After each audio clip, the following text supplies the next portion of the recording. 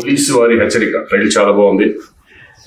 Especially ఏంటంటే నాకు తెలుసు బాబ్జీ ఇప్పుడు కాదు, గత 20 సంవత్సరాల నుంచి కూడా నాకు బాగా తెలుసు.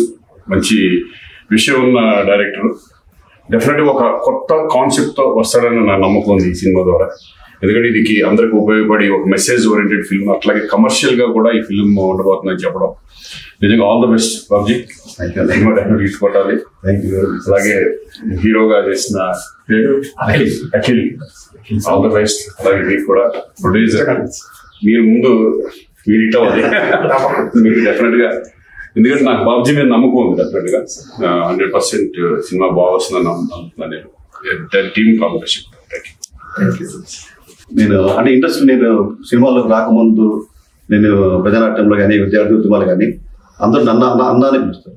నేను మాత్రం అన్నాన్ని పిలిచి శ్రీకాంత్ అన్నయ్య కానీ ఇక్కడ నాకు సినిమా కళాం తల్లి ఇచ్చిన అన్నయ్య శ్రీకాంత్ గారు 10 సంవత్సరాల క్రితమే ఒక అద్భుతమైన కళతో మంచి సినిమా చేద్దాం అనుకున్నాం. అది ఇప్పుడు ఆ అవకాశం మళ్ళీ వస్తుంది నేను భావిస్తున్నాను.